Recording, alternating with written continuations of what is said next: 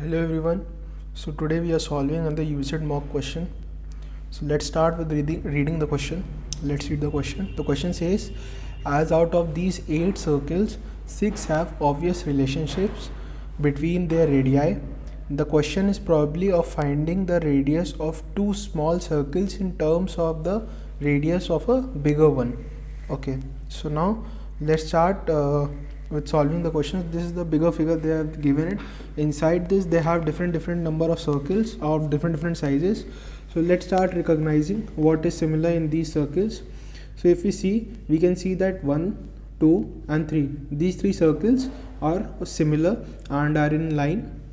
This is a bigger circle which is a single one, and then we have one and another one, 2 circles of similar sizes, other 2 small circles of similar sizes. So what they have probably asked in the question is that we need to find the radius of the small circle in terms of this bigger circle. Okay, so let's start with this now.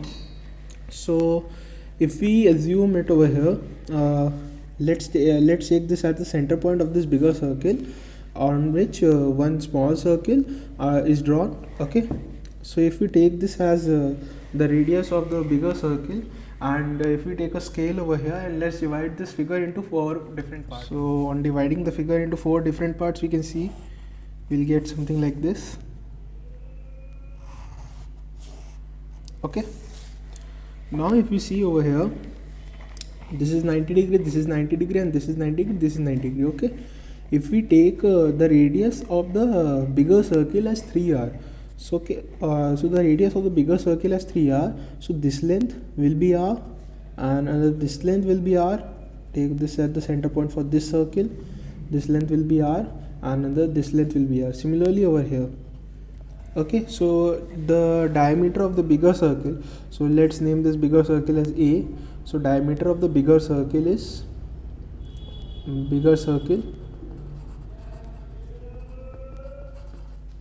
I'll just write the diameter over here, that will be 6r. 1 2 3 4 5 6, so totally 6 r's. So the radius will be 3r, right? So this will be the radius, which will be 3r. Similarly for the second bigger circle, that is this one. Okay, so the radius of this one will be 2r and the diameter will be 4r. So let's name this circle as b. So for b, circle b, so this was a. For circle b, we know that diameter was 4r and radius will be similarly 2r. Then for the smaller circle, so let's name this circle as c. For circle c, we know that there are 2r, so the radius will be 2r and the diameter the diameter will be 2r and the radius will be r over here. And now for this smaller circle, so let's name this circle as d.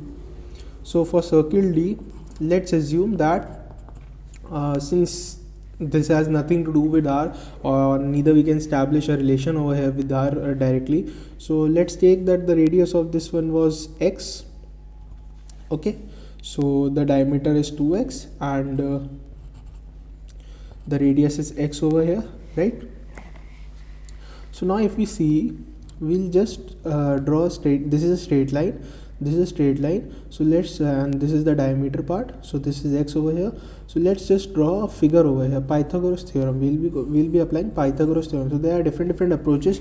Either you assume some radius for this thing and then start solving this, but the safest approach to go for this question is Pythagoras theorem. So if we draw a triangle over here, we knew that this was 90 degree, so directly we can apply Pythagoras theorem over here, right? So let's name this p, q and r over here. So if we see, let's start writing. So the value of pq over here was r. The value of pr over here will be, so pr will be, this p will be the center of this circle b, right?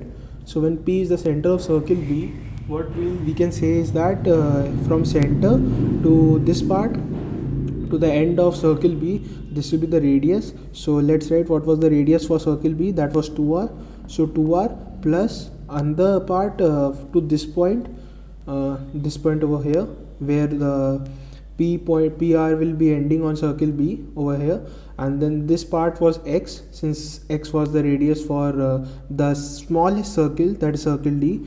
Okay, so we can write over here X, and for QR we can say, what do we know for QR?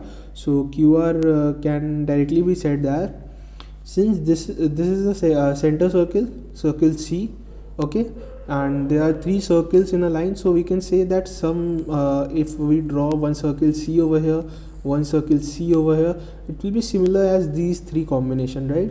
1 2 3 small C circles over here. If we can draw two more, it will be a similar combination, right? So what we can say for QR is that this total length can be 3R. Why 3R? Because we have, if you see over here, 1R and two R's in one small circle C, so we can write 3R over here, since we were drawing two circles or C over here.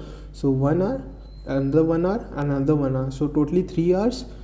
Then minus, if we subtract this part itself over here, we will get this whole value, right? If I'll tell you, let us name this point as RS. So basically we were doing as QS was QR plus RS. So from this we found out QS was 3R and RS was X, since this is the radius of the smaller circle. I know that it will be a lot it is a little messy over here, but I guess try to understand, guys.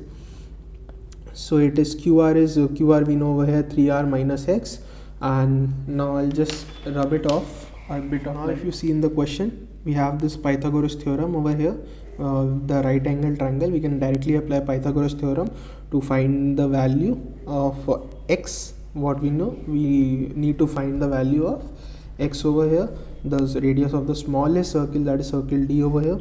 So apply anything. So Pythagoras theorem says that hypotenuse is equal to perpendicular square plus base square. Hypotenuse square is equal to perpendicular square plus base square. Just apply over here. Hypotenuse over here was PS, so PR.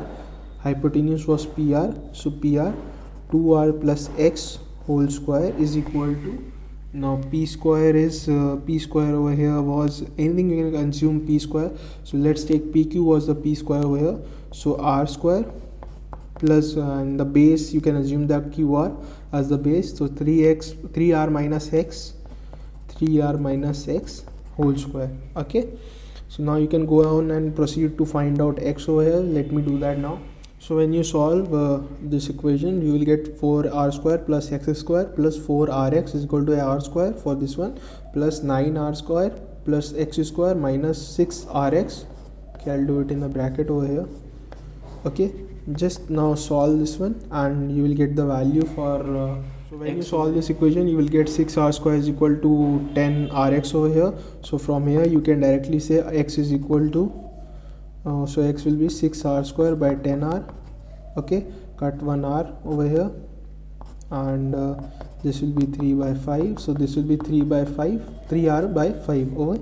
Okay, so now if we assume that let 3R be written as capital R, if we say like this, let 3R be written as capital R, so the new radius of this whole bigger circle will be capital R over here. So we can directly say that radius of the smallest circle was D, in terms of the bigger one is capital R by 5. So basically it is the biggest radius in this whole figure divided by 5 will give you the radius for the smallest one. So that's all for the question, guys. If you understood, please like the video, subscribe to the channel, and any questions you might comment in the comment section. Thank you, everyone.